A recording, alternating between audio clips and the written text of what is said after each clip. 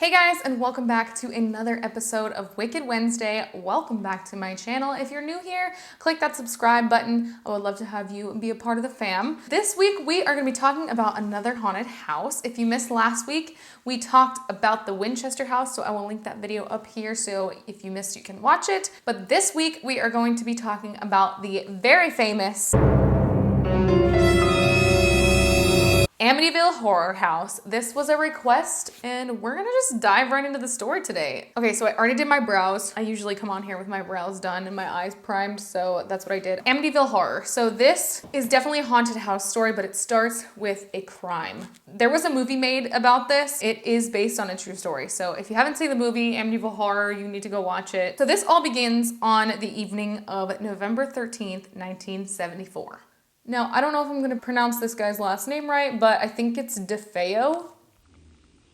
So that's what I'm going to call it.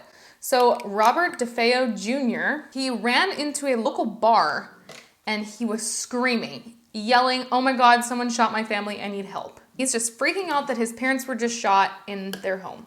So several people from the bar helped him out and they decided that they were going to go back to the house and see what was up. And they were in fact dead, so one of the people from the bar ended up calling the police. And when they arrived, they discovered that not only were his parents killed, but all 6 members of his family, aside from him, were killed. I'm sure you can connect the dots on that one. Now, every single family member was found lying on their stomachs flat on their beds, completely dead, obviously. So this included Ronald DeFeo Sr., which was the dad, Louise DeFeo, which was the mom, and 4 of their children, Dawn, Allison, Mark, and John Matthew. Now the parents had each been shot twice, and each of the children were only shot once. So I guess Ronald had pretty good aim. Ronald, who had often gone by the name Butch, was relocated for his own safety because obviously they didn't know at this point that he killed his whole family. But basically he told the officers that he thinks that this was a crime carried out by mob bosses. So he was trying to make it seem like he didn't do it. So they relocated him for his own protection. And he just told them that when he got home, he found them dead and he thinks that they were all killed by this mob hitman.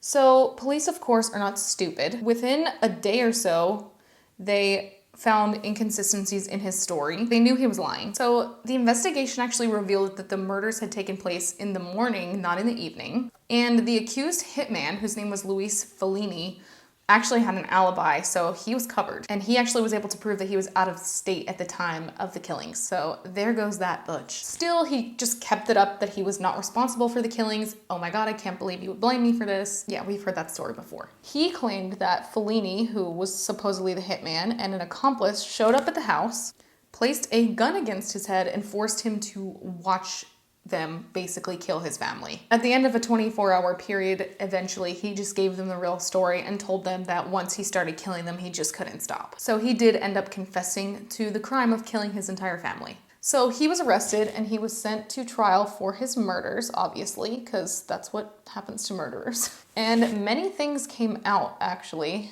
during the trial. Some of the things included Robert's mental condition and his relationship with his father. And then all of a sudden, his father's life insurance policy came to the surface. So supposedly, Robert's dad was abusive and very dominant. His mother was very weak. And he grew into a very troubled adult, and he suffered with a lot of alcoholism and drug use. And he actually relied on heroin and LSD, which are pretty hefty drugs. During his trial, he stated that he heard voices in his head that told him to kill his family, and a psychiatrist actually diagnosed him with a dissociative disorder. And basically, they were just trying to prove that he had an out-of-body experience when he killed his family, and this is just not who he was. There was just something mentally wrong with him. Obviously, he's a murderer. He killed his whole family. Duh, there's something wrong with him. So eventually, they argued that he had a personality disorder, and this is what actually led to them believing that he was fully coherent when he killed his family. And they ended up sentencing him to 25 years to life for each of the 6 murders, which you're done. You're done. You murdered 6 people. That's a life sentence for each one. They were like, yeah, sorry, nice try on the insanity plea, but this one's gonna be a no from me, dog. So let's get back to the house. That's what we're here to hear about, right? So after the murders, this house remained vacant for 13 months, and then someone finally stepped in and purchased it. And this is where shit gets real crazy. So in December of 1975, George and Kathleen Lutz purchased this home, and they bargained it for $80,000. So not too bad. They're like, yes, we got a steal. And they knew what happened in the house. They knew there were 6 murders in there, and it did not stop them. They were like, this is too good of a deal to pass up. We're gonna live there anyway. That's where you messed up. They quickly moved into the house with their children. They had 3 children, and then just as quick as they moved in, they moved out. So before they moved in, they actually got the home blessed by a Catholic priest. We're gonna trust the process on this eye look. We're gonna trust it. Trust the process and hope that this turns out the way I see it in my head. So the house was located at 112 Ocean Avenue in Amityville. And despite having the home blessed by a Catholic priest before they moved in, the home was terrorized. And when I tell you terrorized, like it was terrorized by just unexplained phenomena the entire time that they were there, which was not very long. Don't worry, this looks gonna get way better by the time I'm done, I swear. So they claimed to see a lot of weird things while they lived there. They claimed to see like weird hoof prints in the snow. They said they saw red demon eyes, slime pouring from the walls. They actually also said that they saw a revolving crucifix that would just, and it would reverse directions before their very eyes. So a month later, in January of 1976, the family completely abandoned the house. They were like, that's it, I'm done. Bye, see you later. Okay, so I'm back and my eyes are done, of course. I took forever and did a crazy eye like I do every week, so that's great. Now I'm priming my face and then we can get back into the story. After the Lutz family moved out of the home, they started to question things and they started to wonder why Ronald killed his whole family and what actually drove him to do that. They started to get curious, like, were these hauntings happening before he committed the crime, or was it as a result of the crime? So the Lutz family got in contact with a writer named Jay Anson, and they decided that they wanted to just tell their story, basically. They recorded about 45 hours worth of tapes, and it was basically all just memories from when they lived in the house, which was only for like 28 days. And Anson, who was the writer, used these tapes to write the book, The Amityville Horror, so that's where it got the name. The book barely mentioned the murders and the story behind what happened in the house. It really just focused on the Lutz family's experience living in the house. So it was a lot of talk about just the paranormal activity in the house. It talked about weird odors that they smelled in the air, cold pockets that they would walk throughout the house, unexplained strange noises, and this book went on to sell millions of copies. In 1979, they decided to make a film because the book was such a hit, and the movie again focused around the Lutz family and followed them through their story in the Amityville house. The movie actually became the second highest grossing movie of 1979. It has since come out that the Lutz family kind of exaggerated a bit when they told their story. It was kind of more of a hoax. So in 1977, the Lutz family actually filed a lawsuit against William Weber, who was the defense attorney for Ronald DeFeo. Robert? Is it Robert or Ronald? Ronald. Who was the one who killed his family in the house, filed this lawsuit, and they were trying to sue. And also this guy named Paul Hoffman, who was also working on his own story of the Amityville Horror. They were also suing all these magazines and all these different media outlets that were covering their story, basically claiming that they were in breach of privacy and they didn't have permission and blah, blah, blah. So in response, the people that they were suing all got together, filed a countersuit back at them for $2 million, basically under allegations that they were committing fraud by telling this fake story. Weber, who was the defense attorney, he basically was saying that they had wildly exaggerated their story. So basically he says that they exaggerated everything from their neighbor's cat turning into a demonic pig to the slime that was falling down the walls and following them out of the house. They just were lying about all of it. He also claimed that he had helped the couple come up with these stories over many bottles of wine. Other claims from the family have also been rejected.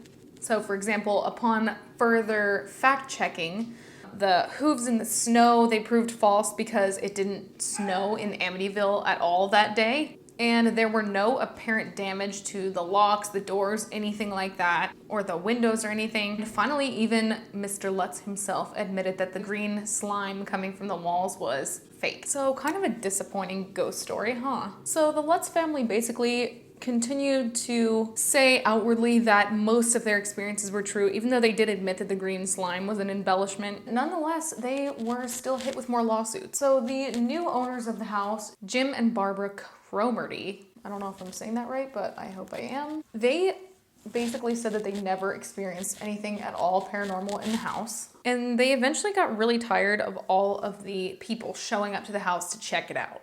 People were showing up, little paranormal tourists were showing up at basically all hours of the night, and it started to drive them crazy. So they ended up suing the people that published the book, and they also sued the author, Jay Anson, for invasion of privacy. Obviously, the address of the house and everything was in the book. These poor people had to live with randos just showing up to their house all the time to look for ghosts.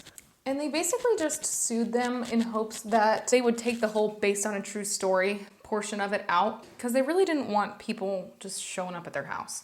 And I don't blame them. If I lived there and there was really nothing going on, I wouldn't want people, even if there was something going on, I wouldn't want people just showing up at my house. It's just not cool. So at the end of these crazy court battles that were all going on, they actually received an out-of-court, the people who owned the house received an out-of-court settlement for their troubles. So they did receive some money for their troubles. And in 1979, the judge dismissed all of the Lutz's claims. He just decided that based on what he had heard, he thinks that they just greatly embellished everything that happened. And essentially that the book was fiction and it heavily relied on the thoughts and opinions of Weber. So since the Lutzes left the house, it has had 4 owners, and oddly enough, not one of them has had any trouble with hauntings. So who really knows what the true story here is, but nobody has had any trouble since they left. I love putting concealer right there and just kind of pulling it out so that that shadow blends into your skin tone and it cleans up the line. It literally blends the color out for you. Oh, it's so cool. So the address of the house has been changed to 108 Ocean Drive, so it's a little more private if you do want to live there.